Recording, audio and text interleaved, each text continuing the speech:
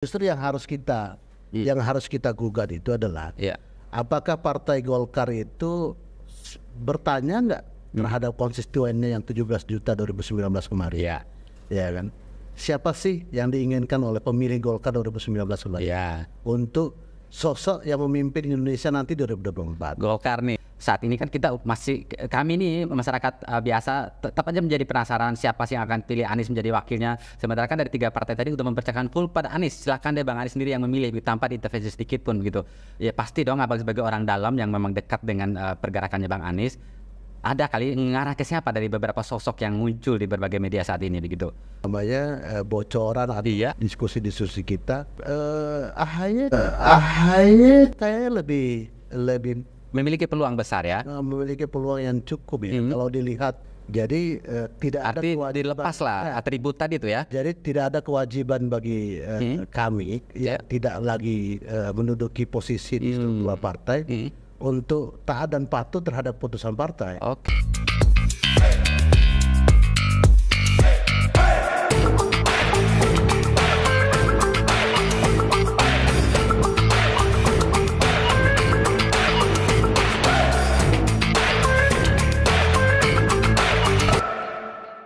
Ya, Sobat Inspirasi, di studio kami sudah kehadiran salah satu tokoh yang datang di pelosok Bima, Nusa Tenggara Barat. Sosok yang akhir-akhir ini santer muncul di berbagai media, bahkan di TV nasional beliau hadir sebagai salah satu orang yang mungkin boleh dibilang pendobrak untuk calon presiden ya. Siapa beliau? Kita sama-sama langsung berkenalan dengan Bang Sirajuddin. Bang Siraj, apa kabar? Baik, alhamdulillah. Alhamdulillah.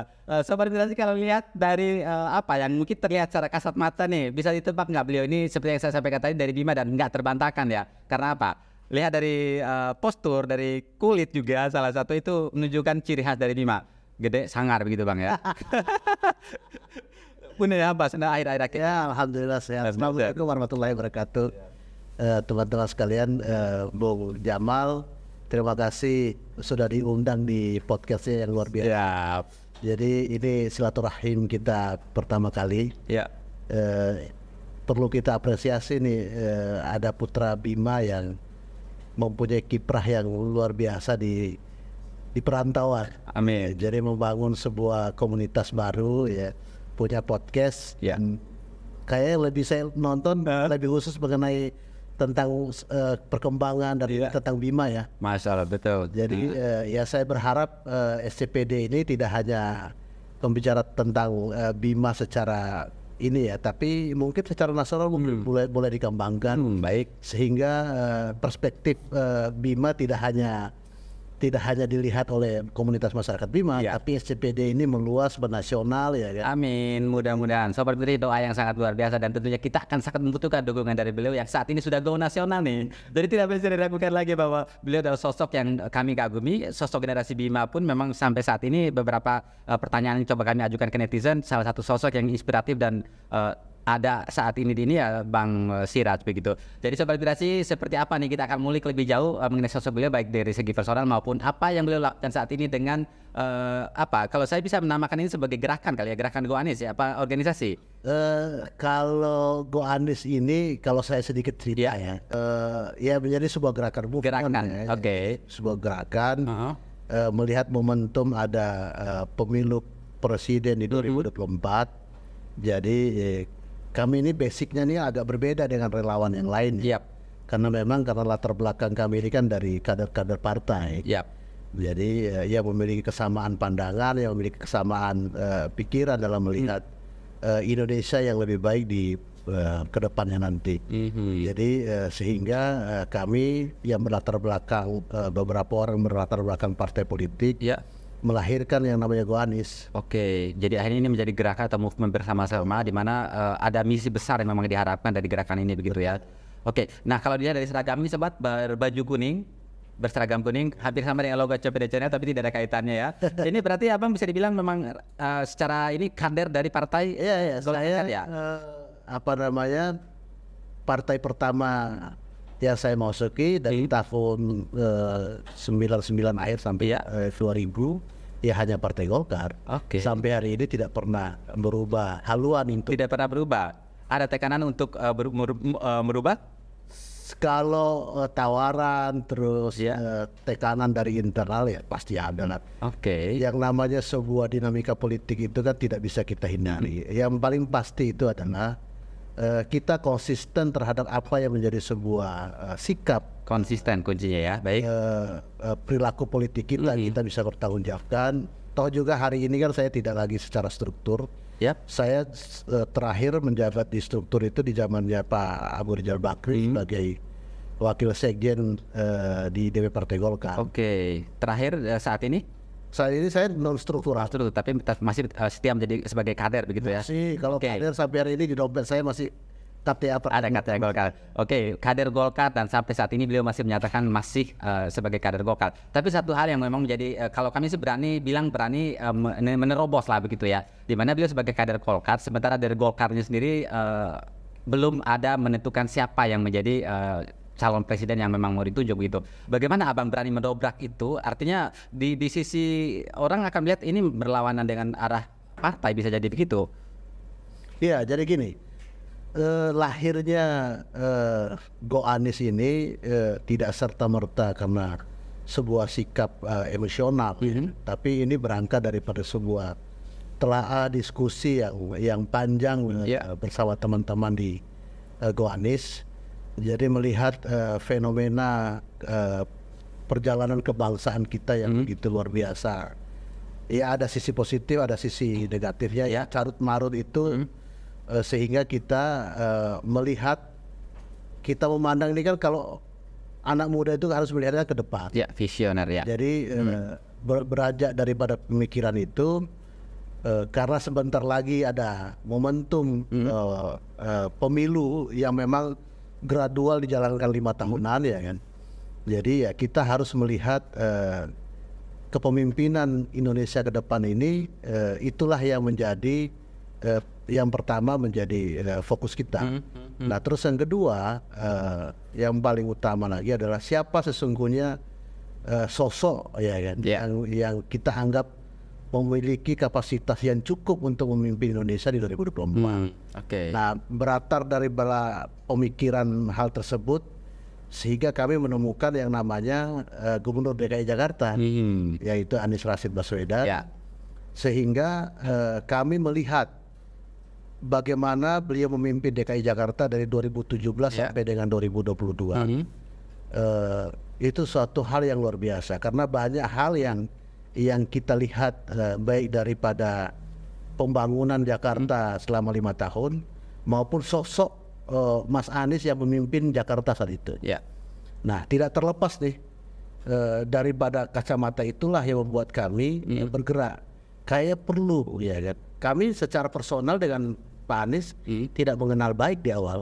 Dalam artian tidak ada sebuah pertalian pertemanan atau persahabatan yang secara langsung kepada beliau.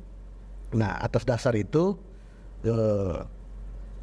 kita melihat daripada rekam jejak beliau membangun Jakarta, itulah yang menginspirasi kami. Kayak beliau ini cocok untuk menjadi presiden di 2024. Kayaknya kita harus turun tangan nih untuk membantunya. Harus melakukan sesuatu ya. Tapi saya masih penasaran Bang, kita tinggalkan dulu mengenai sosok yang Abang usung. Saya masih tergelitik dengan personal Abang dengan partai tadi, di mana Abang sebagai kader Partai Golkar, tapi Abang udah melakukan langkah cepat begitu, gerak cepat Sobat Inspirasi ya. Dan di sisi lain Golkar kan sampai saat ini pun bahkan belum menentukan siapa yang memang mau diusung gitu. Ada nggak desakan atau dorongan dari Partai Golkar atau teguran deh, Bang Siraj, kenapa udah begini aja sih langkahmu sementara kita aja di DPP masih belum begini begitu? Ada nggak seperti itu Bang? Ya jadi gini, dalam konteks hubungan relasi politiknya kita dengan Partai Golkar, kami teman-teman yang di dalam Go Anies itu yang di tingkat pusat itu tidak lagi secara struktural di partai. Itu yang pertama. Jadi tidak ada kewajiban, dilepas lah atribut tadi itu ya. Jadi tidak ada kewajiban bagi kami tidak lagi menduduki posisi di struktural partai untuk taat dan patuh terhadap putusan partai. Baik, clear ya. Di sisi lainnya kita membaca, analisis ya kan, Ketua Umum Partai Golkar ini agak berat untuk bisa manggung di 2024 entah jadi calon presiden ataupun calon wakil presiden. Nah dari kacamata itulah sesungguhnya yang salah satu menginspirasi kami melahirkan Go Anies untuk mendukung Mas Anies menjadi calon. Oke, artinya tidak ada dorongan ataupun permintaan dari DPP untuk memberhentikan langkah ini dari secara personal minta ke Abang. Kalau secara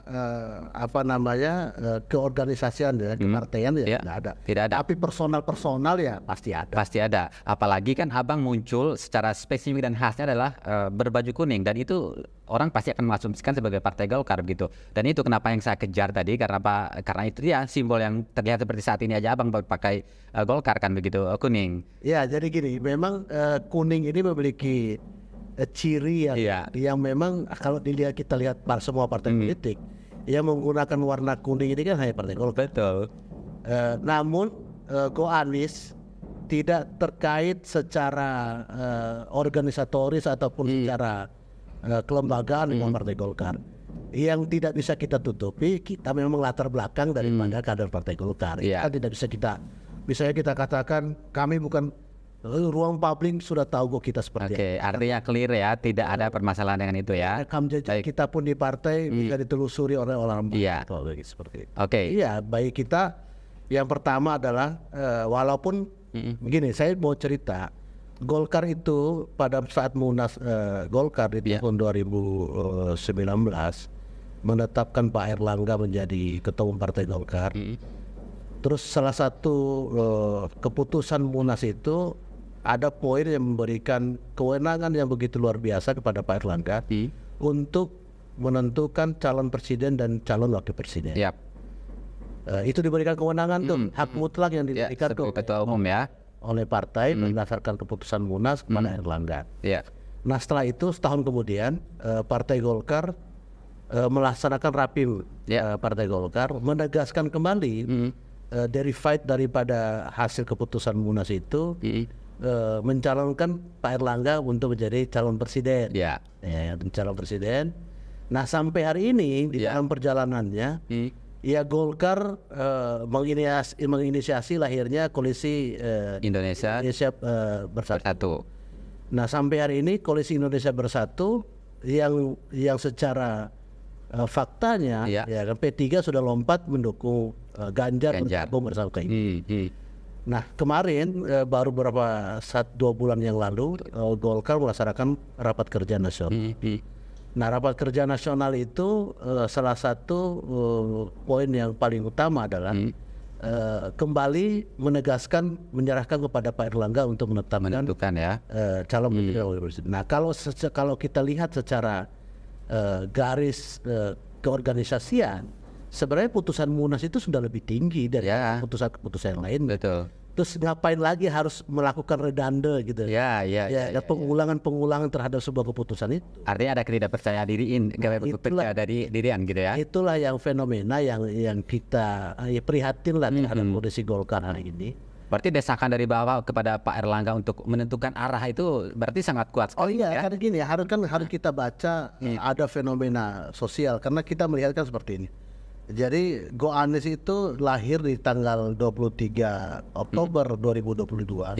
Itu lebih kurang 1 minggu setelah Mas Anies mempurnabaktikan jabatannya sebagai gubernur DKI Jakarta di 2022. Nah salah satu yang menjadi rujukan kita lahirnya Go Anies itu karena kita membaca ada fenomena daripada pemilih Partai Golkar di tahun 2019 yang lebih kurang 17 juta, ya kan? Terus kalau dipresentasikan itu sekitar 12%.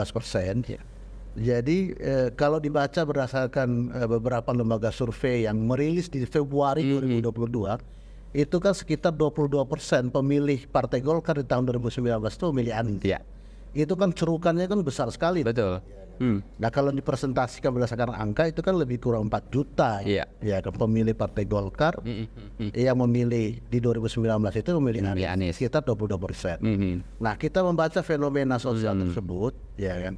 Nah ini kan harus diwadahi nih ya kan, harus kita baca itu menjadi sebuah fenomena yang luar biasa. Dan kalau kita tidak mewadahinya yang 22% ini bisa saja berkurang. Bisa saja atau berpindah ke yang lain ya. Oke. Nah sehingga lahirlah Go Anies. berbicara mengenai Go Anies tadi udah dideklarasikan tahun 2022. Itu sebelum partai politik lain mendukung Mas Anies. Oke. Nah dalam hal Go Anies ini abang diangkat sebagai ketua Go Aniesnya. Itu diangkat secara, maksud saya secara rapat rapat dari berbagai pengurusnya seperti itu kah? Oh ya, jadi gini, kan ada pendiri lah ya kan? Iya, para pendiri, ya founder.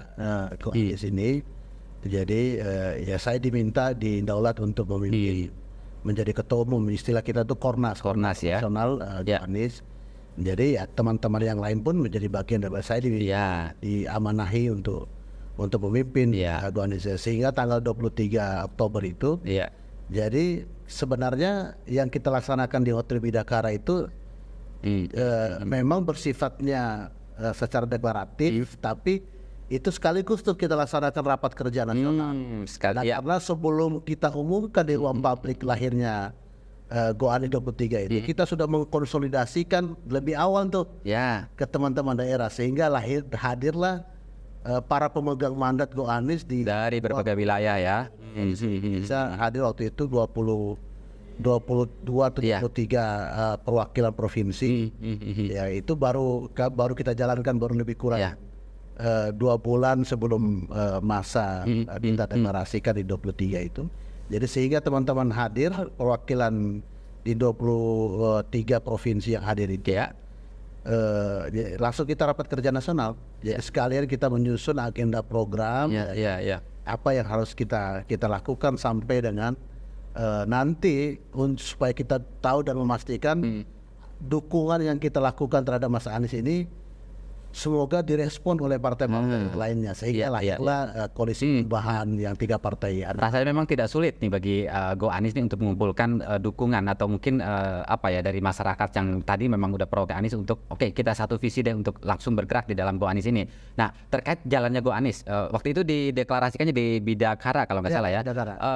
Ini juga yang ingin saya pertanyakan juga nih, mungkin Sobat Interest juga penasaran terkait sama biaya Go Anies itu sendiri nih, apakah ada yang membiayai atau dari masing-masing pengurus ataupun penggagas ini aja Bang?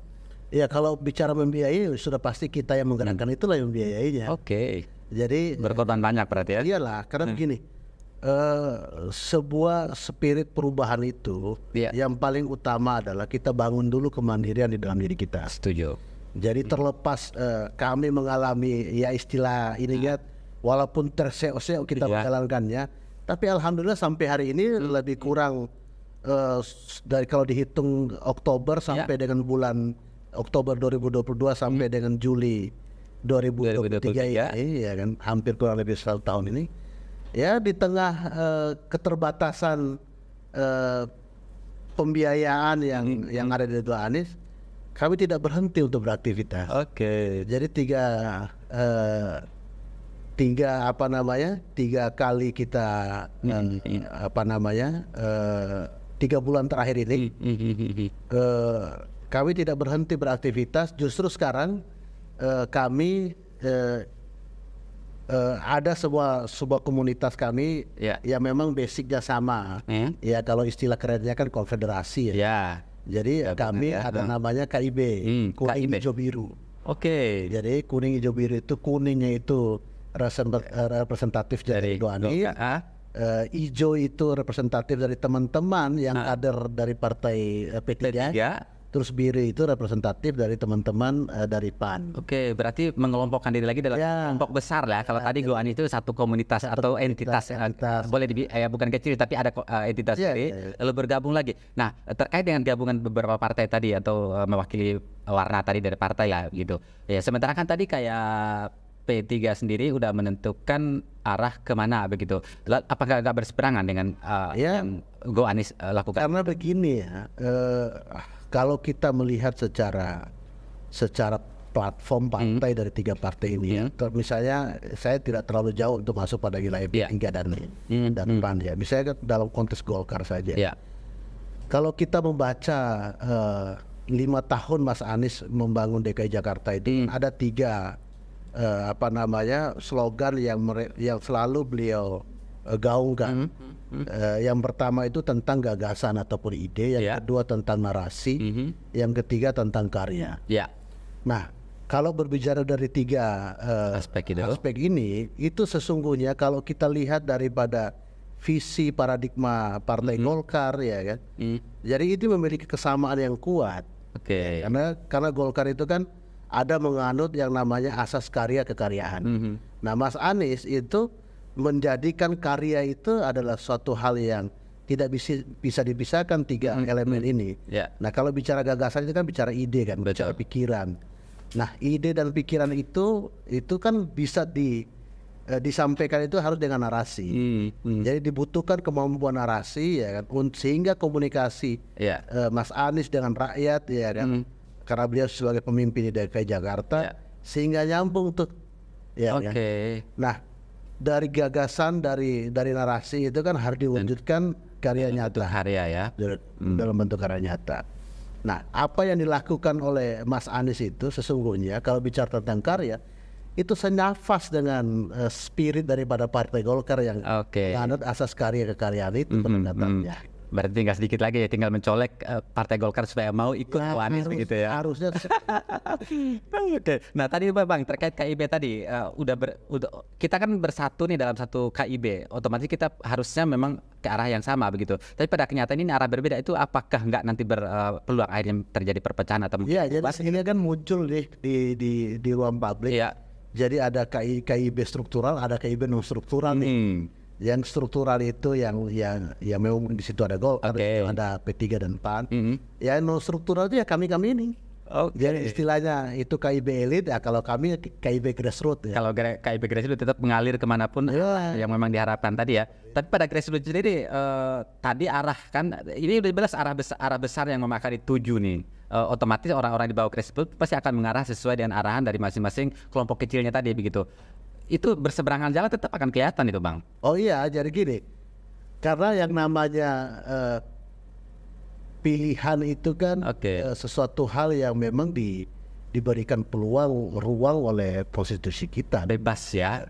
Jadi hak memilih dan hak dipilih itu kan sudah melekat di setiap individu yang memang sudah diperintahkan oleh konstitusi dengan usia 16 atau 17 tahun ya kan, sudah punya hak pilih dan hak memilih kan begitu.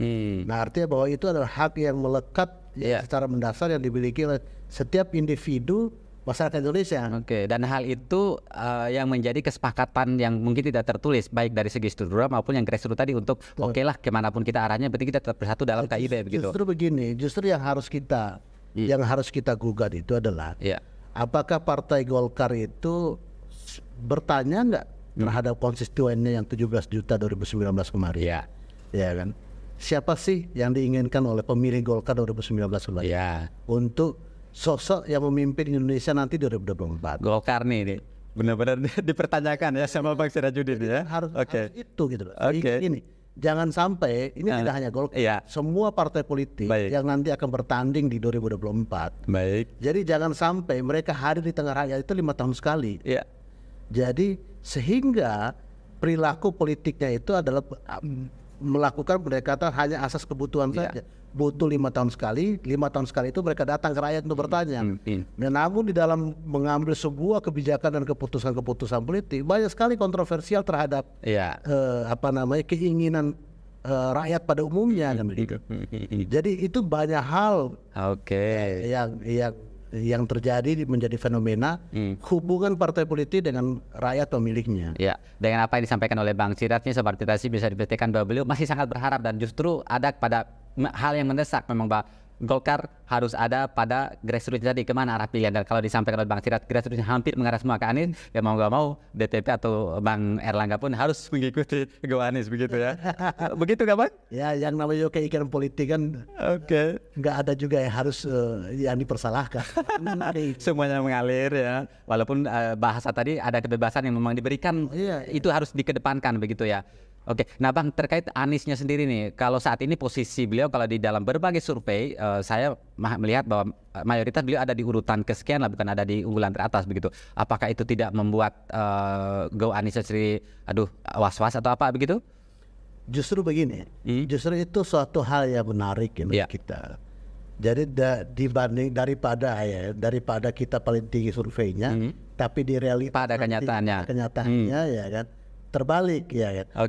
Justru kita menjadikan itu menjadi sebuah spirit bagi kita untuk bekerja lebih giat lagi, untuk lebih turun lagi kita ke bawah, untuk meyakinkan rakyat, untuk mengajak rakyat butuh perubahan apa tidak. Nah, perubahan itu adalah harus ada pembeda nih dengan rezim yang hari ini. Harus ngikut Teguh Anies lah intinya ya.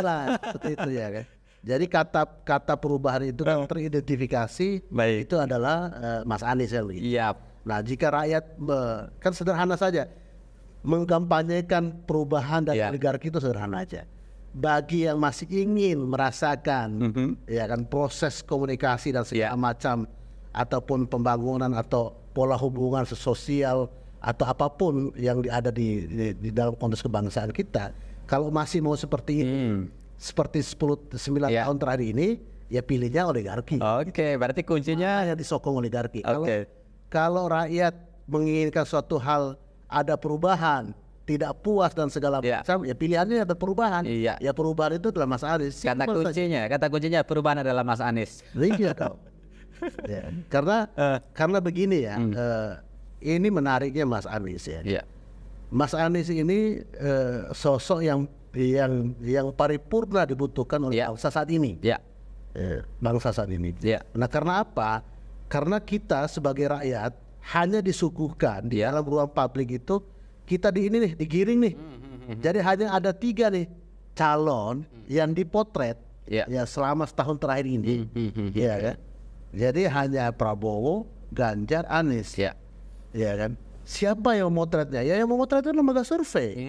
Betul. Iya kan? Lembaga survei ya. Lembaga survei memotret ada 3 nih calon. Nah, dari 3 calon yang ada inilah yang disuguhkan kepada rakyat. Nah, sedangkan Mas Anies selama 5 tahun memimpin DKI Jakarta sekalipun tidak pernah terucap dalam dirinya untuk berpikir maju di 2024. Nah, artinya bahwa sedangkan Pak Prabowo ya kan sudah kelihatan lah. Sudah 3 kali manggung. 1 kali calon wakil presiden, 2 kali calon presiden. Nah, ini yang keempat kalinya. Itu rakyat sudah tahulah seperti apa ya. Titik kejenuhan mungkin bisa saja ada ya.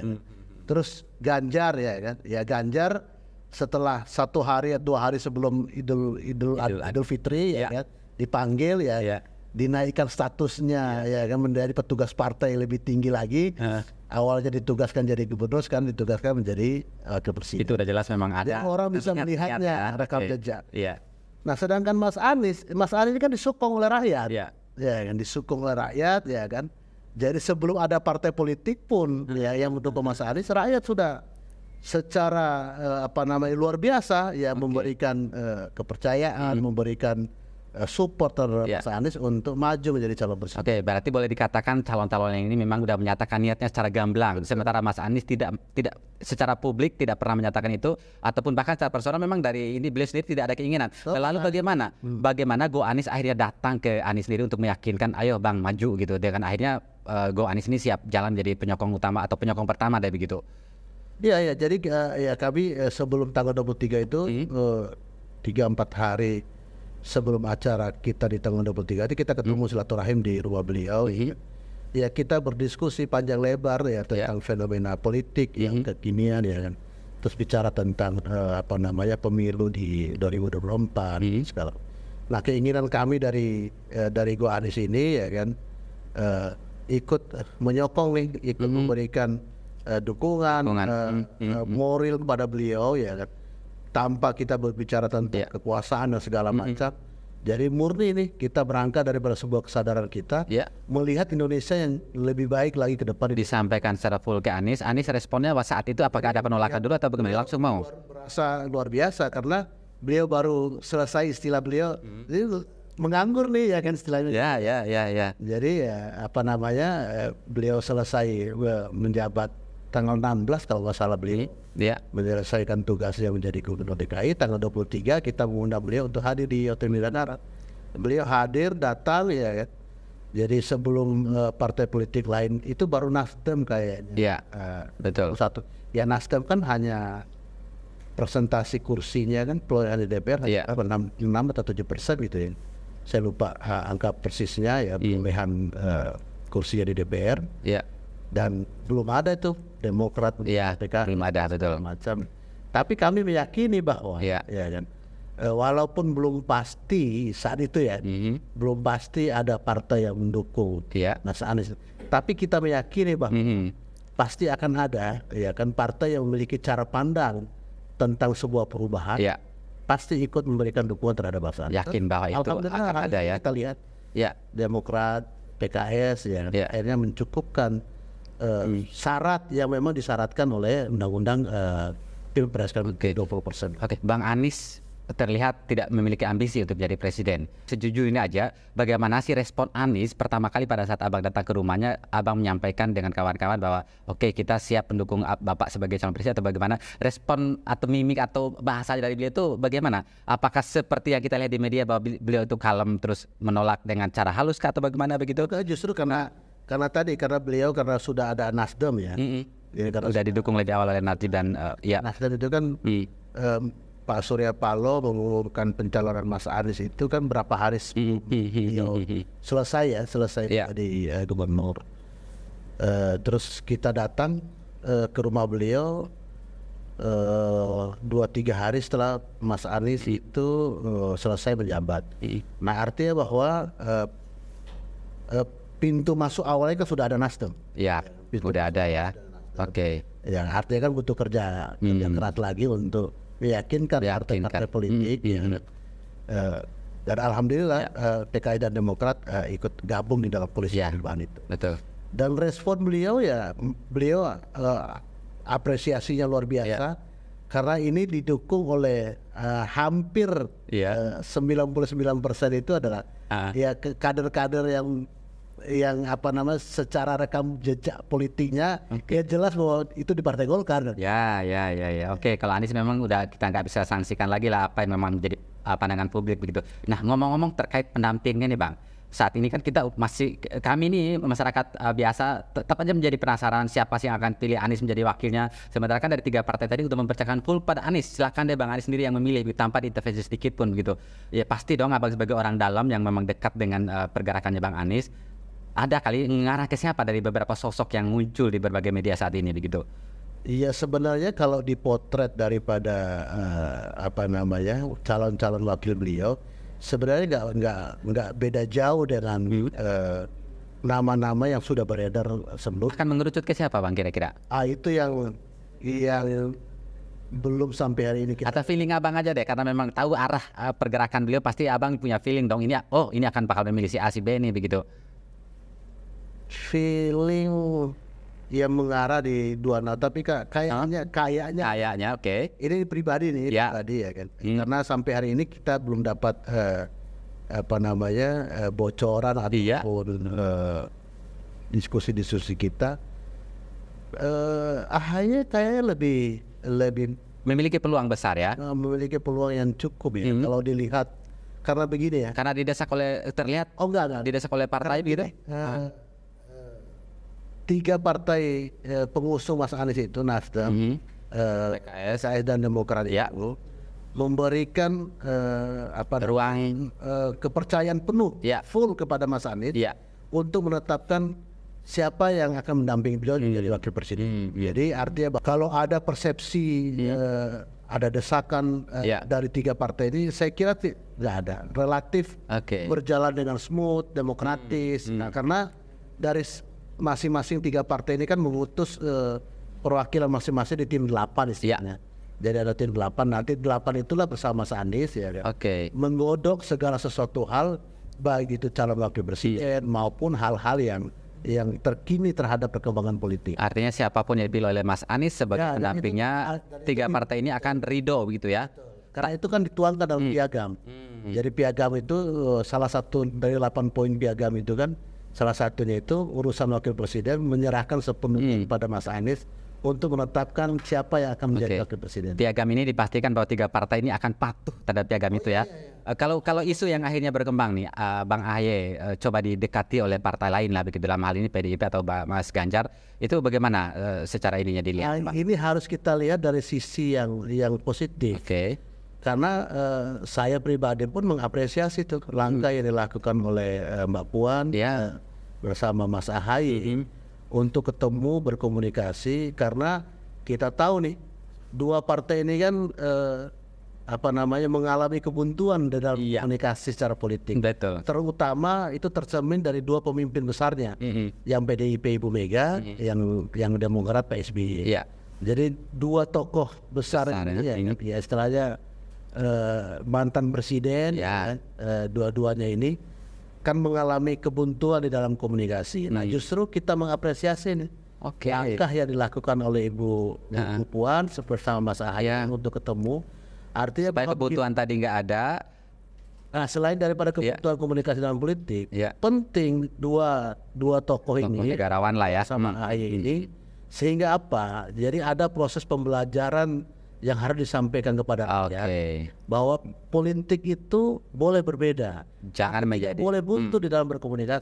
Setuju. Karena berbicara tentang membangun bangsa, membangun negara itu tidak cukup PDIP sendiri. Misi besarnya adalah membangun bangsa, dan siapapun yang akhirnya ditunjuk ya selayaknya diterima oleh banyak atau semua pihak lah begitu ya. Nggak bisa dibangun oleh satu sendiri partai politik.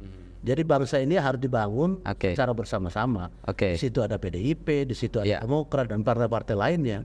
Jadi, ini penting sebuah pembelajaran politik yang baik.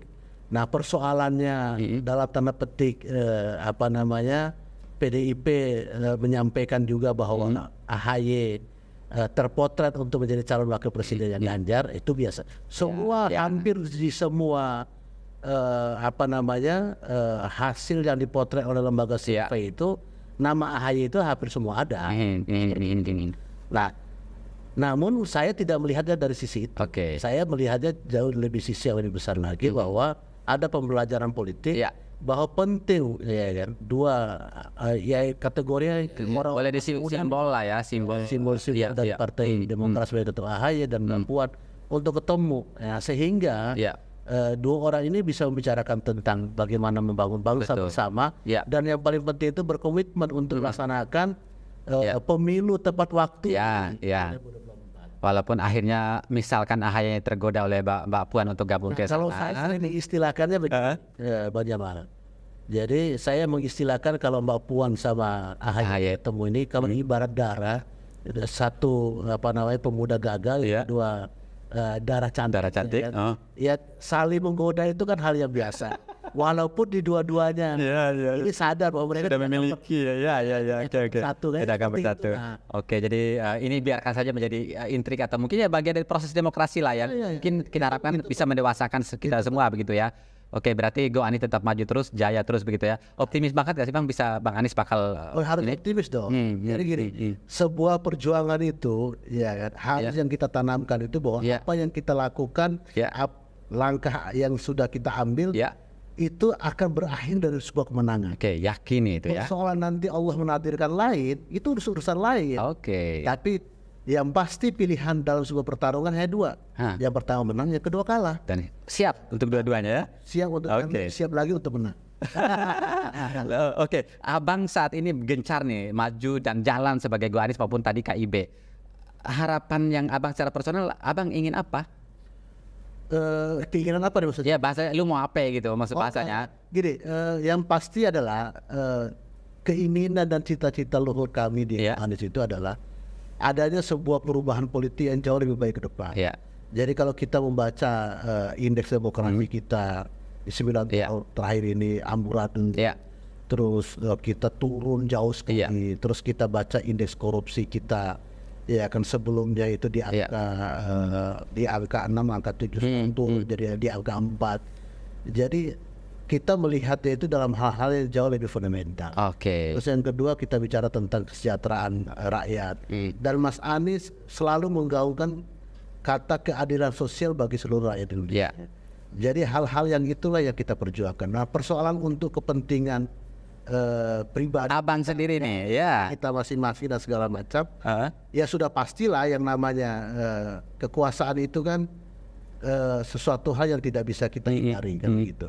Tapi yang pasti komitmen kita adalah kita tidak meminta kepada Mas Anies itu cawe-cawe dalam atau menjadikan Abang seseorang atau sesuatu begitu. Dari awal kita ketemu beliau, kita tidak pernah berbicara tentang struktur kekuasaan.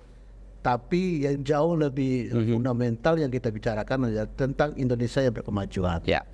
Jadi kenapa? Karena kita ini kan punya anak, ini artinya kan bahwa masa depan anak-anak yang kita lahirkan ini harus tercermin terhadap sebuah iklim Indonesia yang nampak punya keberpihakan terhadap anak bangsa. Oke, jadi Sobat Inspirasi boleh kita catat bahwa Bang Siraj melakukan segala hal yang beliau lakukan saat ini sama sekali tidak memiliki intrik pribadi ataupun kepentingan personal, tapi lebih kepada perubahan besar terhadap bangsa Indonesia, dan itu kita acungi jempol. Ya, Bang, Go Anies ataupun udah jelas di sini adalah Anies yang akan diusung. Di sisi lain kita sangat ya netizen atau Sobat Inspirasi mungkin melihat nih di berbagai media baik televisi maupun media sosial itu sangat gencar sekali para buzzer atau mungkin para ya boleh dibilang orang yang seberangan dengan apa ya istilah kata mengkampanyekan Anies sebagai personal yang intoleran, personal yang pandai berbicara dan hal-hal lain lah begitu ya. Ini bagaimana Go Anies mengcounter masalah ini nih, Bang? Ya, jadi ini kan menarik. Jadi selama Mas Anies memimpin DKI Jakarta dari 2017 sampai 2022 itu beberapa hal yang dilayangkan, yang diberikan cap oleh khususnya buzzer ini ya. Yang pertama misalnya Mas Anies itu dinobatkan sebagai bapak politik identitas. Iya, itu udah jelas tuh. Terus Mas Anies intoleransi. Betul. Terus apalagi Mas Anies hanya pintar ngomong nggak bisa bekerja. Jadi gitu. Janggo lah kalau beliau tuh ngobrol ya. Semua. Ya kan. Akhirnya kan terbantahkan. Oke. Jadi terbantahkan artinya begini, terbantahkan. Misalnya kita satu-satu nih.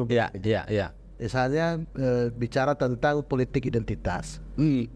Apakah selama Mas Anies memimpin DKI Jakarta 5 tahun dari 2017 sampai dengan 2022 kita mengalami problem sosial nggak di kehidupan kita sehari-hari? Faktanya warga Jakarta justru semakin bahagia. Ya, indeks kebahagiaan itu tercermin dan meningkat ya. Dan itu tercerminnya adalah di terakhir masa jabatan beliau dirilis 2 lembaga survei, yang satu dari Singapura dan satu dari MSRC, menunjukkan angka kepuasan masyarakat DKI Jakarta terhadap kepemimpinan di atas angka 85%. Nah, artinya bahwa itu kan terkorelasi dengan bahagianya warga Jakarta. Nah, terus yang kedua dalam konteks hubungan sosial tadi ya. Nah, bicara tentang politik identitas, justru kita harus melihat lagi nih secara lebih dalam. Apa sih politik identitas itu? Kan itu harusnya kita tanyakan. Karena begini, kalau kita melihat daripada akar bangsa kita, founding father menemukan kata Bhinneka Tunggal Ika, itu didasari daripada ada perbedaan. Banyak perbedaan, betul. Yang ada. Jadi Indonesia merdeka dideklarasikan di 17 Agustus 1945 dan dilahirkan Bhinneka Tunggal Ika. Itu adalah sebuah kesadaran dan konsensus secara bersama kita bahwa bangsa Indonesia itu dilahirkan dari atas perbedaan. Baik dari suku, bangsa, agama dan segala macam. Itu menjadi ciri dan identitas kita sebagai bangsa Indonesia. Nah, apa yang menjadi problem terhadap identitas itu? Misalnya contohnya kayak begini. Jadi di mana salahnya? Kan? Misalnya dalam konteks agama nih, kan? Orang Islam mengkampanyekan Anies Baswedan. Kan calon presidennya juga Islam, itu nggak ada masalah dengan. Nah, yang repot itu kalau dijadikan sebuah identitas itu menjadi alat perpecahan. Menjadikan alat pemukul bagi orang yang berbeda. Kan? Justru kita harus merawat identitas kita ini. Karena sejatinya manusia itu adalah berbeda-beda. Fitrahnya memang berbeda. Fitrahnya seperti itu. Itu sunatullah kehidupan kita yang berbeda itu. Jadi jangan dijadikan sebuah kata identitas itu menjadi alat pemukul dan perusak satuan kita. Karena kita ini bersatu karena berangkat dari perbedaan. Jadi tidak mungkin ada kata persatuan kalau tidak berangkat dari kata perbedaan. Nah, perbedaan itulah menjadi sebuah kata, menjadi identitas itu. Dan bagi kita, kan, justru Mas Anies kalau dinobatkan sebagai kepala, sebagai bapak politik identitas, artinya Mas Anies sebagai pemersatu daripada identitas yang berbeda itu, kan begitu. Nah, persoalan intoleransi. Nah, sekarang begini, ini kan banyak orang tidak tahu. Memang Mas Anies itu, ini kelebihan beliau. Beliau itu tidak menjadikan jabatan ataupun sesuatu hal karya yang beliau lakukan selama 5 tahun itu diglorifikasikan sebagaimana pemimpin-pemimpin sebelumnya. Jadi kalau pemimpin sebelumnya masuk gorong-gorong banyak-banyak sebagai prestasi atau karya yang momentum. Satu hal yang momentum. Sedangkan yang dilakukan Mas Anies banyak sekali di Jakarta itu. Makanya kan beliau katakan bahwa apa yang beliau janjikan ya kan di 2017 beliau tunaikan sampai dengan 2022. Bicara tentang intoleransi tadi ya. Jadi banyak hal yang Mas Anies lakukan itu selama 5 tahun, dan saya sebagai warga Jakarta yang berKTP Jakarta dan tinggal di Jakarta, beraktivitas kehidupan sosial di Jakarta, kami tidak pernah merasakan ada sebuah gesekan ataupun itu yang menjadi sebuah keributan sosial dan segala macam bagi kehidupan kita antar agama. Saya bergaul dengan banyak teman-teman yang beda-beda agama, karena ya teman-teman aktivis dan segala macam itu kan tidak hanya Islam, Kristen, ada Hindu, ada Buddha, ada Konghucu ada. Jadi kami hidup rukun, damai, kan. Jadi tidak pernah kita merasakan bahwa itu yang menjadi jurang pemisah di antara kita. Perbedaan betul. Tadi. Itu yang pertama. Terus yang kedua, ada orang yang ada publik ya kan, tidak semua tahu yang dilakukan oleh Mas Anies ya berkaitan dengan agama ya. Jadi di periode Mas Anies itu, Mas Anies mengeluarkan kebijakan yang namanya BOTI, bantuan operasional tempat ibadah, rumah ibadah. Semua agama itu mendapatkan bantuan. Tidak khusus ke Islam ya? Tidak, semua agama yang diakui oleh negara kita itu dibantu oleh Mas Anies. Dan itu tidak pernah dilakukan sebelumnya. Nah terus yang kedua, dan ini suatu hal yang fundamental dalam kehidupan kita beragama ya. Jadi ada beberapa gereja, salah satu gereja itu yang ada di Pondok Gede, itu lebih kurang mau 40 tahun, ya kan, izinnya tidak dikeluarkan pendirian gereja itu. Oleh sebelum-sebelumnya Jadi oleh Mas Anies itu dituntaskan. Jadi itu tidak serta-merta Mas Anies hanya perintahkan izin, tidak. Mas Anies melakukan pendekatan yang begitu luar biasa di masyarakat. Jadi bolak-balik beliau datang ya kan, berkomunikasi, bermusyawarah sampai izinnya itu dikeluarkan.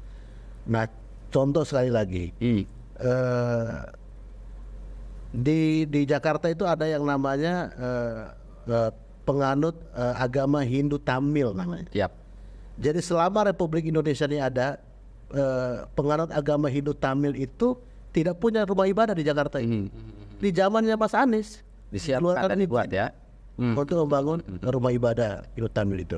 Nah terus selanjutnya misalnya untuk saudara-saudara kita Hindu, jadi kan saudara-saudara kita Hindu ini kan kalau meninggal kan dikremasi.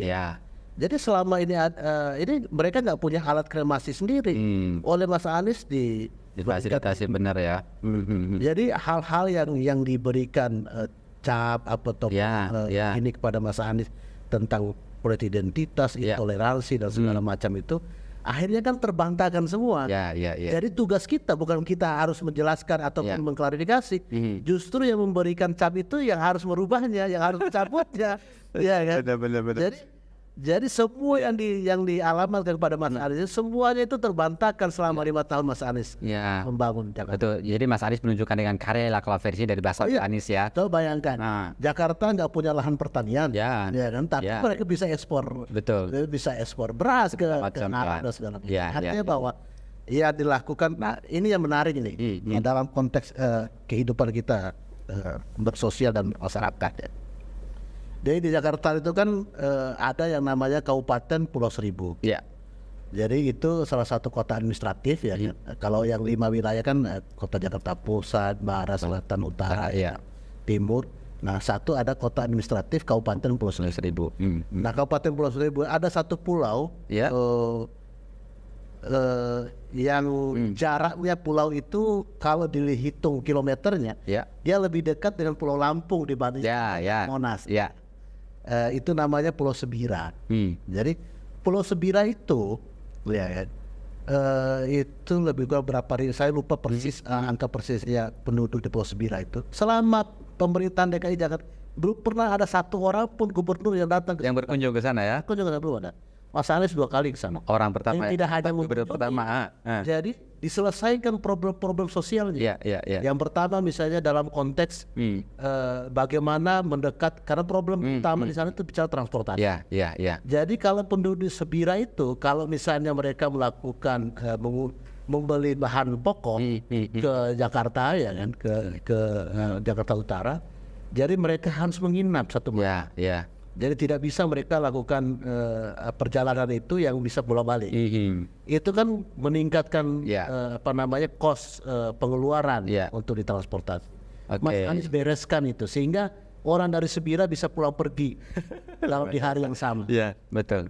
Terus yang kedua problem listrik dibereskan sama Mas Anies. Terus problem air bersih, dibereskan oleh Mas Anies air bersih. Dan terakhir, kan, karena persoalan kesehatan dibereskan oleh Mas Anies tentang kesehatan. Dibangunkan ada rumah sakit terapung, dan perlengkapan dan segala macam. Jadi semua kebutuhan masyarakat yang mendasar yang mendasar di Pulau Seribu itu dibereskan oleh Mas Anies. Dan alhamdulillah, jadi permintaan sekarang ini apa? Tahu apa permintaan? Minta ATM sekarang. Luar biasa ya kalau berarti itu diberikan. Berbanding lurus dengan peningkatan ekonomi masyarakat. Di sisi lain Bang, ada kekhawatiran dari nggak tahu sih kalau ini versi dari kita media, tentunya kita harus juga menanyakan ini kepada Abang. Terkait kebijakan yang dilakukan oleh Anies pada saat menjabat sebagai gubernur, terlihat secara kasat mata pun kita bisa lihat apa yang dilakukan oleh orang sebelumnya tapi tidak dilanjutkan oleh Bang Anies begitu. Nah, ada kekhawatiran lagi nanti beliau akhirnya terpilih menjadi presiden IKN Bang. IKN ini menjadi proyek besar kita yang akhirnya kita anggap begitu, tapi ada kekhawatiran oleh Anies nanti apabila terpilih akan diberhentikan. Itu bagaimana secara internal deh Abang, mungkin bisa dibongkar di Sobat Literasi begitu. Ini pertanyaan menarik karena itu selalu ditanyakan hampir banyak di semua media ke Mas Anies ya. Jadi saya hanya mengulangi apa yang menjadi disampaikan. Karena harus dilihat apakah yang dilakukan oleh Mas Anies selama 5 tahun menjadi gubernur pernah melakukan hal yang sama. Maksud artinya bahwa yang dilakukan oleh gubernur sebelumnya kan diabaikan ataupun dijadikan proyek yang mangkrak atau apa. Nggak ada. Tapi oleh budget banyak kalau selama gubernur. Contohnya mungkin yang reklamasi. Ya dengan bahasa Bang Anies memang ada alasan yang jelas begitu. Ya ada kekhawatiran juga nanti dengan IKN ini dengan alasannya Bang Anies. Jadi itu hal yang berbeda soal reklamasi. Reklamasi itu menjadi salah satu janji politik Mas Anies. Kita nggak usah bahas reklamasi, tapi ke IKN-nya bagaimana nih Bang? Persoalan IKN gini. Mas Anies selalu menegaskan terhadap gini. Mas Anies itu selalu mengatakan kalau itu perintah undang-undang, ya tidak ada alasannya untuk tidak dijalankan. Jadi artinya bahwa kenapa muncul kekhawatiran? Makanya Mas Anies selalu bilang, apakah selama 5 tahun Mas Anies memimpin Jakarta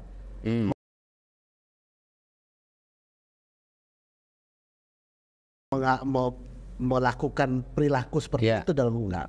Sesuatu hal yang tidak dijanjikan pun yang oleh Mas Anies lakukan.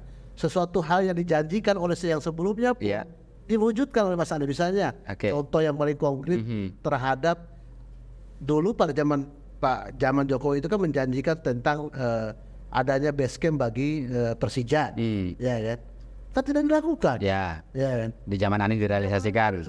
Terbang JIS. Artinya bisa dipastikan bahwa IKN akan tetap berjalan dan dilanjutkan oleh Mas Anies ya. Undang-undang yang memerintahkan tidak ada alasan Mas Anies untuk tidak melakukan. Berarti Sobat Literasi, bagi kawan-kawan yang mungkin ada di luar sana yang masih mensangsikan atau mungkin meragukan pernyataan ataupun kan yang disampaikan oleh para buzzer bahwa IKN akan tidak dilanjutkan oleh Bang Anies ya. Saya tambah sedikit. Boleh. Dalam konteks Mas Anies yang paling penting itu adalah gini. Kita melihat orang itu harus kita lihat rekam jejak. Karena nggak bisa di era digitalisasi hari ini yang kita lakukan seperti apapun di ruang publik itu pasti tercatat, kan? Jadi kita lihat misalnya apa kebohongan jejak digital itu mencatat ada terus ya. Jadi sampai 100 tahun pun masih bisa kita lihat tuh. Kan? Apa kebohongannya, apa yang dijanjikannya, apa yang tidak dilakukannya, apa keburukannya. Jadi hari ini untuk menjadi pejabat publik atau menjadi aktivis sosial dan segala macam, pasti beraktivitas kita pasti keterkaitannya dengan digitalisasi. Nah, segala sesuatu itu akan direkam dengan baik di Google. Oleh Google itu direkam dengan baik itu. Jadi misalnya makanya kita nggak ada beban kalau bicara tentang Mas Anies, karena kami meyakini yang dilakukan oleh Mas Anies ya kan tidak perlu harus kita karang-karang. Ya nggak perlu kita karang-karang tentang Mas Anies begini, Mas Anies sudah begitu kok orangnya. Luar biasa. Karena setiap yang dilakukan oleh Mas Anies itu yang luar biasanya adalah Mas Anies selalu memasukkan instrumen ilmu pengetahuan untuk mengambil sebuah keputusan. Itu yang paling penting. Justru repot di hari ini kalau kita tidak menjadikan pengetahuan menjadi salah satu faktor untuk mengambil sebuah kebijakan. Kebijakan. Wah, luar biasa nih Sobat Literasi. Tentunya nih kita berharap lah apapun yang memang terjadi, kita sebagai masyarakat Indonesia juga bisa bahasanya mungkin kita bisa mengedepankan hati nurani kita dalam menentukan siapa akan memimpin bangsa Indonesia ke depan. Lalu kita ingin mendengarkan juga nih dari Bang Sirat ini, mungkin ada pesan-pesan secara khusus yang ingin disampaikan kepada Sobat Literasi atau mungkin secara global bangsa Indonesia yang menonton channel SCPD Channel begitu. Bang Sirat, silakan disampaikan. Ya, jadi yang paling penting ya, karena tadi kita bicara tentang Pilpres dan perubahan, kami mengajak pada seluruh rakyat Indonesia, mari kita sambut pemilu 2024 itu adalah pemilu yang damai, pemilu yang riang gembira. Jadi kenapa penting menjadikan instrumen riang gembira ini dalam menghadapi pemilu? Karena jangan sampai pemilu menjadikan ajang perpecahan bagi kita. Jadi kita sambut pemilu 2024 itu dengan riang gembira. Jadi perbedaan itu suatu hal yang tidak bisa kita hindari. Tapi jadikanlah perbedaan itu menjadi sebuah kekuatan bagi kita untuk memajukan bangsa. Terus yang ketiga adalah pilihlah pemimpin yang kita tahu rekam jejaknya seperti apa. Jadi kami mengajak kepada seluruh rakyat Indonesia, mari sambut perubahan 2024 bersama Mas Anies Baswedan. Kita harus turun tangan, kita harus membantu sehingga terwujudnya perubahan itu bersama Mas Anies Rashid Baswedan menjadi presiden di 2024. Ya, Mas Anies, kuncinya adalah Mas Anies sebagai gerbong perubahan begitu ya. Oke Sobat Literasi, kulikan kami terkait Bang Sirajudin baik secara personal maupun terkait giatnya terakhir sebagai mungkin yang ada di paling depan sebagai pengurus Go Anies begitu. Sudah kami lakukan dan kami sangat berharap apa yang kami diskusikan tadi bisa menjadi inspirasi buat Sobat Literasi sekalian, dan kami tentunya tidak mengarahkan Sobat Literasi untuk memilih salah satu calon secara khusus, karena memang kita sifatnya adalah netral. Kami akan menyampaikan apa yang memang menjadi hak atau kewenangan kami untuk disampaikan. Jadi silakan tentukan pilihanmu, kedepankan hati nurani dalam memilih pemimpin masa depan. Jangan sampai salah Sobat Literasi, karena nasib bangsa kita ada pada pilihan kita. Oke Sobat Literasi, terima kasih banyak Bang Sirat, sampai ketemu lagi. By the way, memungkinkan gak sih kalau Bang Anies tiba-tiba hadir di podcast kami atau kami nyamperin beliau begitu? Mungkin kan, kenapa tidak? Bisa dibantu Bang? Insya Allah. Baik, Sobat Literasi, insya Allah oleh Bang Sirajudin kita akan dipertemukan dengan Anies suatu saat ya. Amin. Sama-sama kita aminkan ya Sobat Literasi ya. Terima kasih banyak. Assalamualaikum. Bye-bye. Tapi background pendidikannya apa? Sarjana hukum. Sarjana hukum. S2-nya ilmu politik. S2-nya ilmu politik. Tapi sarjana hukum sampai menjadi semacam kayak advokat begitu kan? Next 2024. 2024 ya nggak dikasih calon lagi karena sudah berbeda dengan partai ya. Oh gitu. Iya, jadi apa-apa. Politik itu kan terkadang harus mundur satu langkah untuk dapat 1000 langkah. Abang nih, kita tentunya ingin ada pelajaran yang bisa Abang berikan kepada generasi-generasi Bima di luar sana yang mungkin memiliki pandangan yang sama dengan Abang, atau mungkin ingin mengikuti jejak Abang lah begitu di dunia organisasi atau di dunia aktivis begitu. Jadi kalau kita bicara Bima secara umum ya, jadi orang-orang Bima itu kan orang-orang yang tangguh. Yang memang itu tercermin daripada sebuah karakter daripada kita orang Bima.